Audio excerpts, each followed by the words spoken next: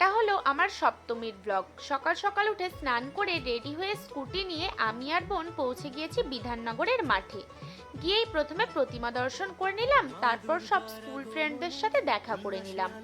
আর আমাকে এই ড্রেসটা আমার বোন ওর জমানো টাকা থেকে গিফট করেছে পুজোর জন্য।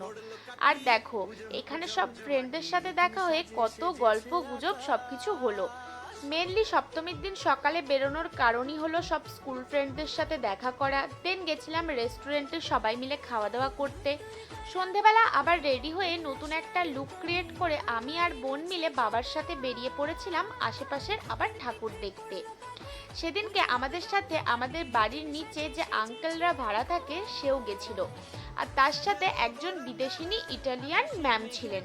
আসলে আঙ্কেল যে নার্সিং কলেজের প্রিন্সিপাল, উনি ওই কলেজেই এসেছেন কিছু কাজের সূত্রে, তা আমার ঠিক জানা নেই, কিন্তু উনি এখানে এসে যখন শুনেছেন যে এখানে দুর্গাপুজো চলছে আর দুর্গাপূজা নিয়ে উনি অনেক কথা শুনেছেন, তো উনি দাবি করেন যে এখানে দুর্গাপুজো দেখবেন, তাই কাকু আমাদের বাড়ি নিয়ে আসে আর সেই দিনের সন্ধ্যাটা উনি আমাদের সাথে কাটিয়েছিলেন।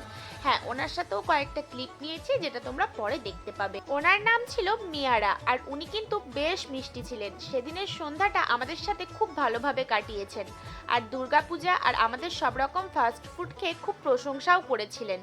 তো যাই হোক, সেদিনের সন্ধ্যাটা এভাবেই কাটলো, আর সপ্তমীর ব্লগটা আমার এরকমই ছিল। সেদিন সাথে বাবা থাকলেও ওদের সাথে আর ক্লিপ নিয়ে ওঠা হয়নি।